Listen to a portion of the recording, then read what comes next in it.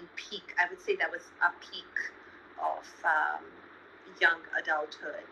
Yes, definitely, definitely. And look, the way I remember coming to your home was with the intention of meditation and deeper connection.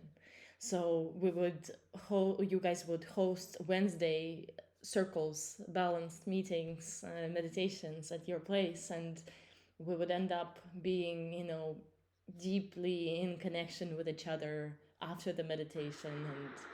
And yeah, that was something that I was looking forward to every single week. It was a joyful place to be. It was a warm place to be. It was somewhere I felt welcomed. How was it like for you to live in a space that hosts, first of all, weekly meetings, and later on you had brunches? And then how did it feel when you didn't want to maybe see people and socialize, but you still had to? How did you overcome that? Do you still prefer to live in community or by yourself? I think it was perfect because I was never alone. I would come home to a group of a floor filled with most inspiring people, and it was my ready test subjects. Like market research would happen right up in my living room. If I was thinking about their theory or direction, I would just come home and there'd be a bunch of people, and I'll ask people, and they were always guiding me and telling me, and I didn't. In fact, it worked out so good that I didn't have to go out seeking community outside. It was right inside my apartment. And if I wanted my own space, I just retreated into my room, Mm-hmm. and like nobody would be there. So um, it was perfect. Like it was every week. If we met a bunch of people, we wouldn't like, and we liked or didn't like we didn't know who they were, including dating. We would just invite them to our Sunday brunches, and we would all assess each other's new date. I think that's how it went for years. And we ended up forming some really deep connections, and a lot of people who now are community holders, space holders. So it's amazing to see people's progress. And I think it was a very legendary moment, and it was very authentic. I don't know if there are many spaces like how we had right now. Yes, it's a very unique space, honestly. There was something quite magical about it. Every time I entered that place, I felt elevated, and when I left, I felt like a better person every time. Yeah, it's just some kind of portal for sure. And then to that question, do you prefer to live by yourself now or with a community? And when you're in New York, do you have these kind of spaces to meet with people? And what has changed since the pandemic in New York in your experience?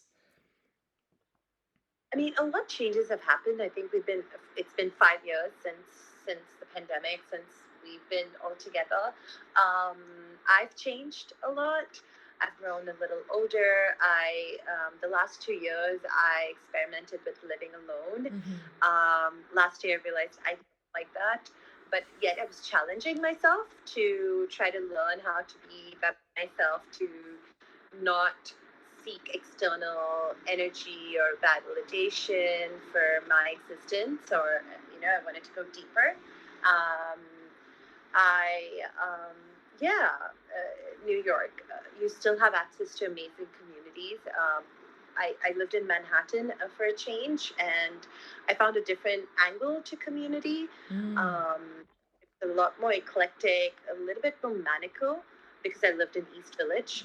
And last few months, I moved back to Williamsburg, and it was like homecoming. And I just love, like, I think it's similar bandwidth, people doing similar things and with a generous heart. Everyone's moved away from their family.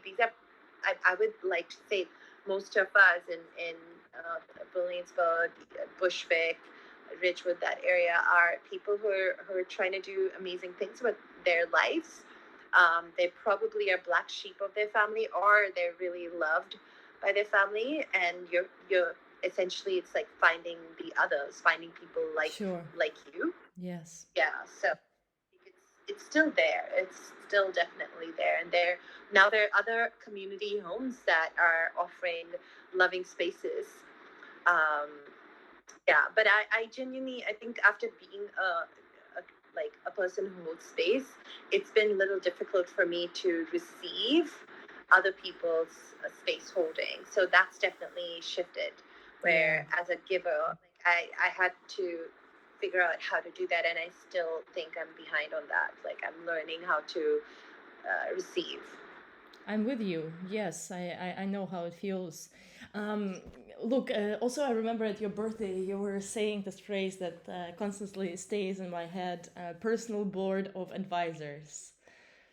Personal board of advisors, like people that you can trust with whatever question you have, and they will be both with your business side of things, with your personal side of things, the kind of universal group of people who will be able to kind of, reflect on these different aspects, simply because we already know ourselves so much at that point, and we know each other, and we're able to authentically share. I think that was really priceless. People usually pay a lot of money for these kind of coaches, but since in our community it was full of these coaches and spiritual leaders and stuff like that, like we could actually support each other, that I feel is very much missing from um, leadership communities that I'm involved with, because of the digitalization of our connection at global scale. It's harder to find spaces of vulnerability and trust building at this point, because everyone is just so formal with each other online. It's a different story when you can see someone, look in their eyes, and just like be with someone in silence, starting with a meditation and with chanting, with cacao. Absolutely. I've been trying to explore how to create that aspect into the, like whatever the product that I want to be building now. You know, I think we still crave for that close knit spiritual, like I like to call it now, spiritual besties, like people Yeah, you're seeking and going through your journey alone, and someone you can share your sangha, share your text and things that you've discovered with. Hi, oh my god, so cute. What's this one's name? Jupiter. Oh, hi Jupiter. What a face. Spiritual bestie. But yeah, no, but you're talking about spiritual bestie, because we need each other on our journey. We need people with a certain elements of us to reflect and to support us in moving forward and not giving up. I believe that I've been slightly giving up on spirituality in the past few years, because it feels like it's not been really serving me too well, with my mental health breakages and stuff like that. So what are you envisioning right now with your next development? And yeah, if you can talk about like what do you think is needed right now to be built in terms of social structures to support each other? um, I totally agree. I think what has happened is we got really fragmented and isolated, and gender structures, relationship structures have completely disintegrated. And a lot of people who were on the fringe have become even more pushed out. And, I think people who like are different and are exploring new different paths need mentorship, number one, need safety and security, and just someone who can see you. And I think what is important that I realized in going through a spiritual path is it is very isolating, and if you don't have the people, and um, it could take you through a path that can take you off off off your path. You know, Yeah. sometimes is that it takes you off your path that you think you're supposed to be on, and it takes you through the dark night of soul.